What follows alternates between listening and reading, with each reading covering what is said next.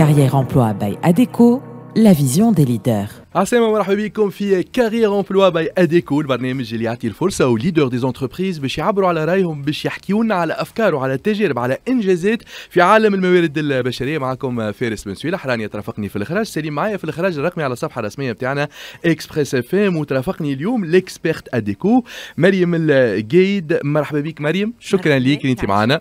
مرحبا بك. انت بسيكولوج دو ترافاي واكسبيرت اديكو باش ترافقنا اليوم في الرحله نتاعنا. ضيفي اليوم هو فرنسي يستثمر في تونس، عنده العديد من الشركات، هو سي اي او نتاع هيومان لينك بزنس انجل. اللي حب يتعرف عليه يسمع البورتري هذايا.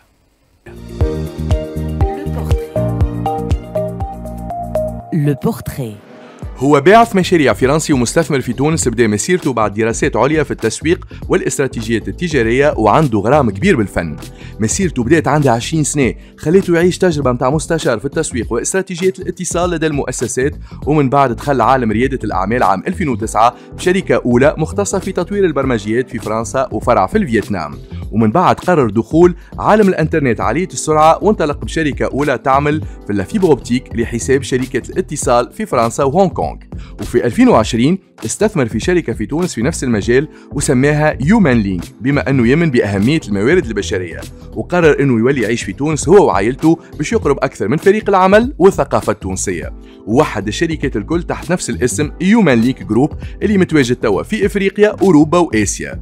هو زاد نائب رئيس في غرفه التجاره التونسيه الفرنسيه. ضيفنا اسمه جوسلان سوغي. Le portrait. ضيفنا كما سمعتوا هو سي او نتاع هيومان لينك. اليوم فرحان برشا اني نستضيف بحذايا جوسلان سوغي. Monsieur Souris, bonjour, bienvenue sur les ondes d'Express FM. Bonjour.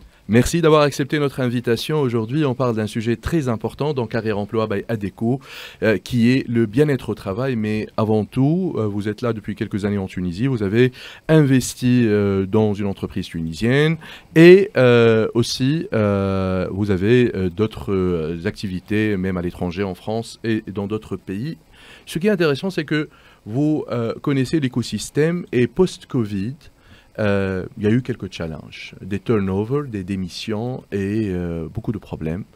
Qu'est-ce que vous avez vu dans les entreprises, spécialement dans l'entreprise tunisienne, ici en Tunisie? Post-Covid, ce qui nous est apparu important, c'était de travailler justement sur le bien-être. Le bien-être, essayer de retrouver du bien-être pour les employés, pour nos collaborateurs, suite à une période assez traumatisante.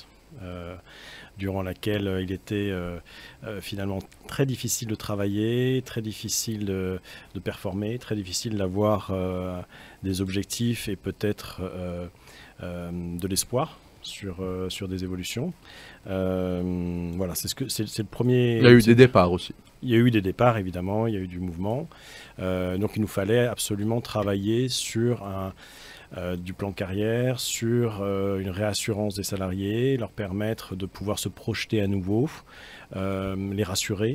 Si on reprend un peu la pyramide de Maslow, là, chacun a différents... Toujours d'actualité. Toujours d'actualité, donc il fallait là qu'on réponde à peu près à tous les critères finalement, aussi bien les besoins primaires physiologiques que les besoins de sécurité, que les besoins de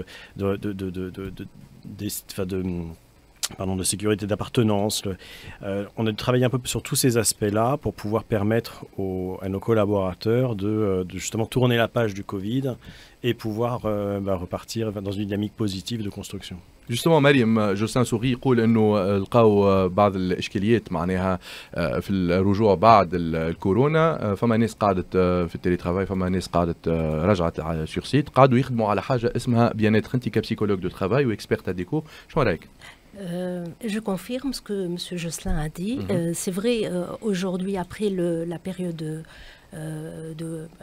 période de post-Covid, le thème de le bien-être au travail devient un sujet d'actualité et il doit s'adapter un petit peu au contexte actuel et ça impacte beaucoup sur la motivation des salariés, d'où la performance des entreprises. C'est pour cela on doit faire attention à ce thème-là et essayer de trouver des solutions pour regagner un petit peu cette confiance, le bien-être quelque part des salariés au sein des entreprises. Justement, Monsieur Souris, on parle de bien-être au travail, mais aussi une situation économique dans le pays, spécialement en Tunisie. Il y a une inflation internationale, mais aussi en Tunisie. Et les gens peut-être sont plus penchés sur des augmentations de salaire, pas sur le bien-être au travail. Qu'est-ce que vous en dites? Les augmentations de salaire font effectivement partie du premier niveau de la pyramide de Maslow dont on parlait tout à l'heure. C'est à nous d'essayer de conjuguer aujourd'hui un équilibre entre ces besoins que je vais qualifier de primaires, qui sont légitimes, hein, bien sûr, et la nécessité pour nous de renforcer, de redéployer l'entreprise qui a beaucoup souffert, et donc en assurer la pérennité, et pouvoir travailler, garder suffisamment de budget aussi pour pouvoir assurer le bien-être. Parce que faire que des augmentations, c'est positif d'augmenter évidemment, mais il faut qu'on puisse avoir un cadre de travail qui puisse derrière permettre aux salariés de s'épanouir pleinement.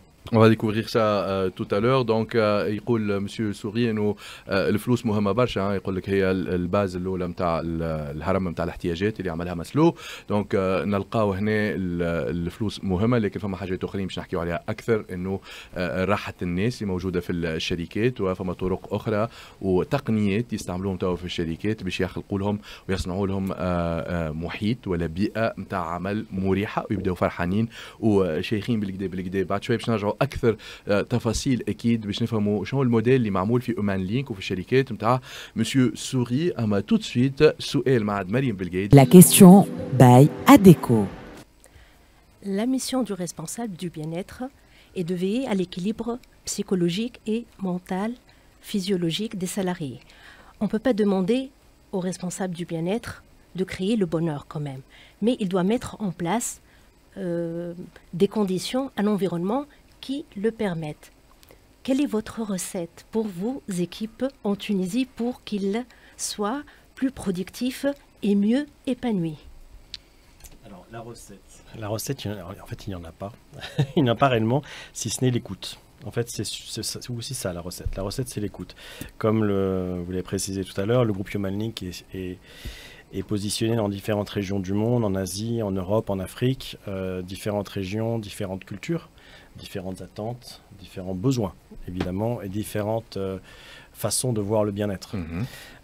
Donc il n'y a pas une recette, on n'a pas de recette qui puisse s'appliquer à nos salariés au Cambodge, à nos salariés en France ou à Tunis. L'important, c'est l'écoute. On parlait de la pyramide de Maslow tout à l'heure, c'est savoir où nos collaborateurs se trouvent aujourd'hui, quel est leur besoin. Donc on va essayer de travailler sur cette écoute et répondre sur différents topics, différents sujets. Le premier étant l'environnement du travail, bien sûr. Donc travailler sur la partie transport, assurer un transport pour nos salariés.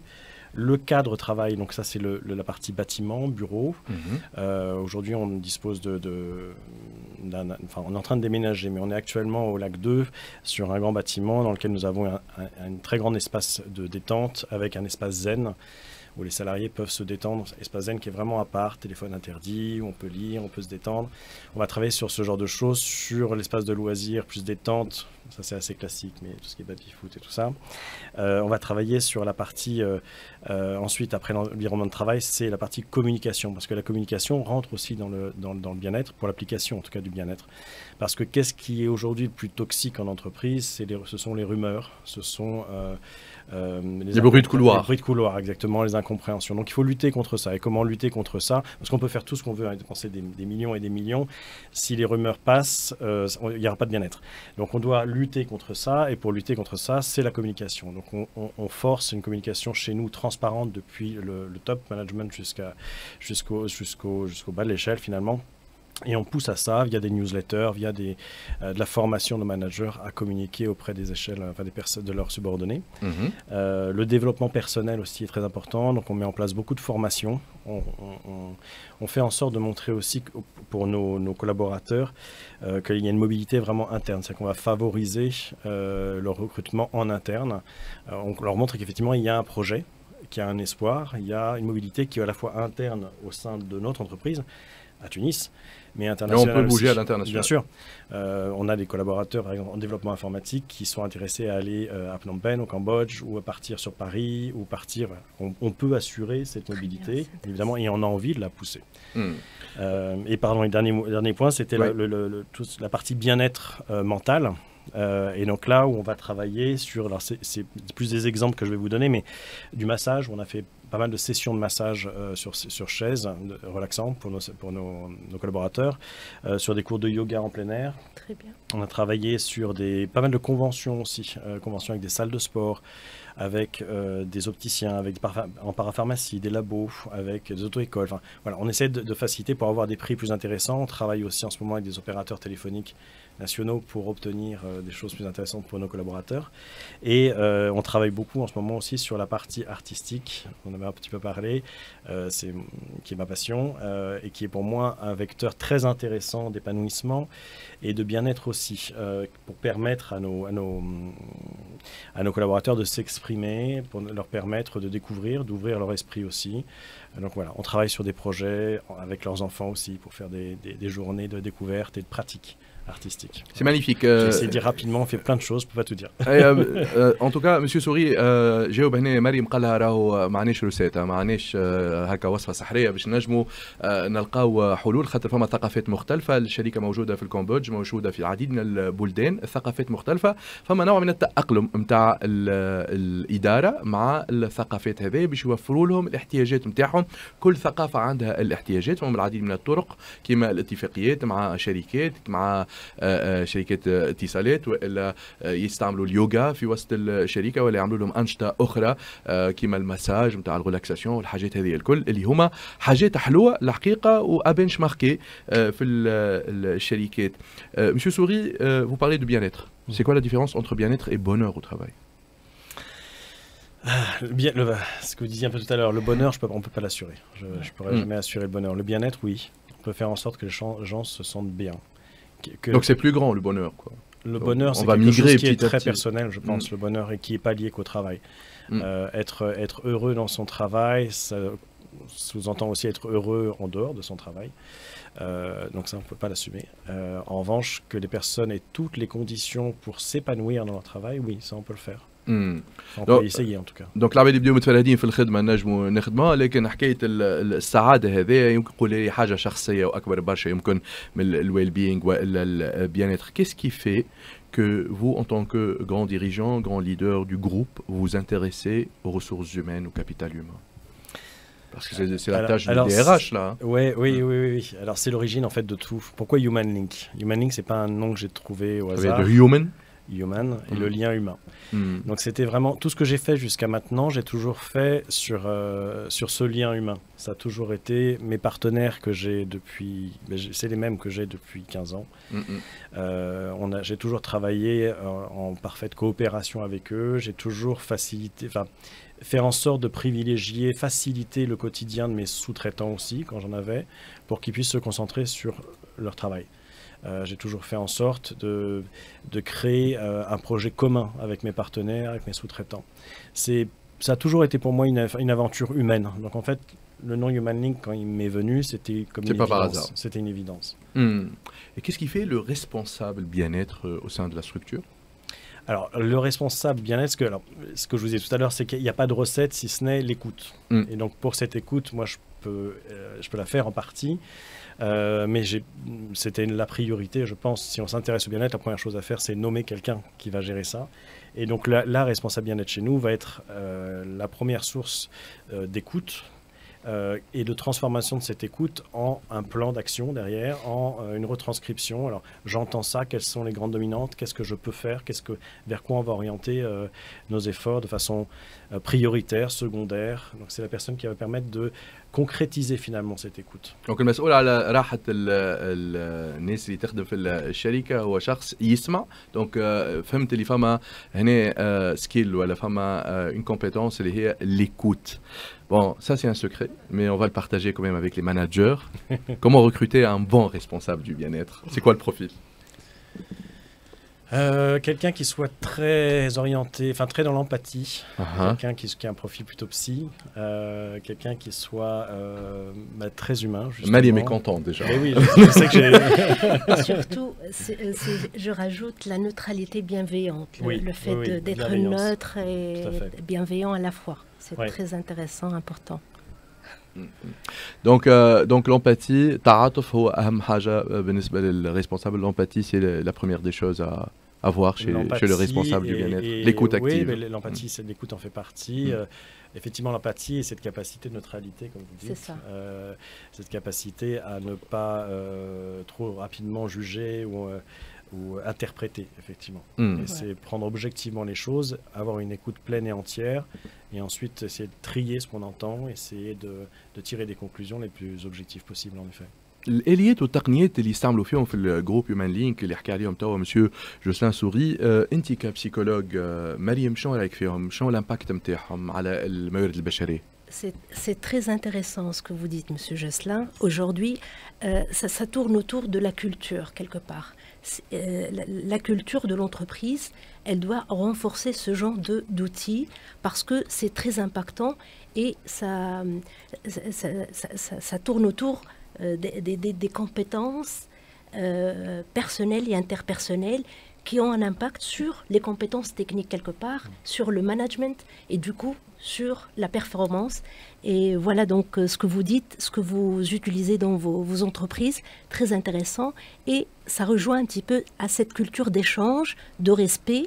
Et c'est très intéressant ce que vous dites. Merci. Avec Sarah Mariam, je suis très content de recevoir un dirigeant, un CEO d'un groupe immense, mais aussi qui s'intéresse à l'humain, qui s'intéresse aux ressources humaines. Un message pour les managers, pour les CEO qui vous écoutent ici en Tunisie, si vous voulez leur dire quelque chose. Je vais encore me répéter sur l'écoute. C'est pratiquer un maximum l'écoute, écouter ses collaborateurs. Si on ne l'a pas, comment le développer? Comment le développer? Peut-être recruter quelqu'un pour le faire. Pour faciliter la tâche. Voilà, non, ça serait vraiment ça. Ça serait être à l'écoute parce que finalement, non, il n'y a pas de recette. Il n'y a pas de recette toute faite. C'est un partage. C'est ce que vous allez me dire, je vais en tirer quelque chose, je vais sentir que vous avez besoin de quelque chose, de tel type d'attente, tel type de reconnaissance. Et c'est par rapport à ça qu'il faut qu'on construise le projet pour que les salariés, les collaborateurs puissent s'épanouir. Vous avez développé ça ou vous l'avez naturellement? Ah, je sais pas. Je crois que c'est assez naturel. C'est quoi l'impact que vous ressentiez lorsque vous pratiquez ça? Ça, c'est important de savoir. Un fort soutien de mes équipes proches, de mes collaborateurs proches.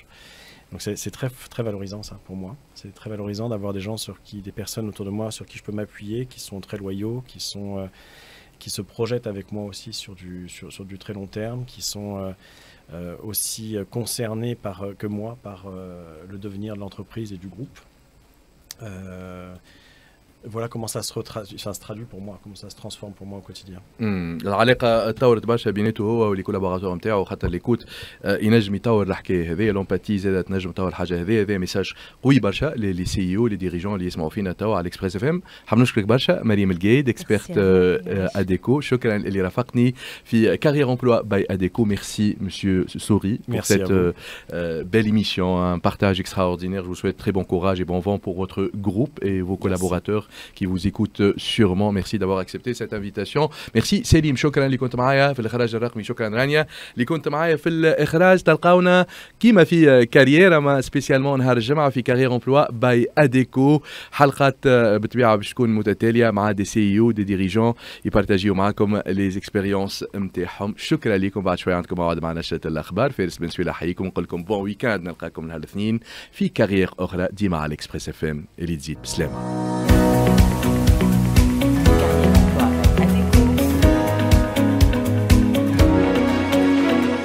Carrière emploi by ADECO, la vision des leaders.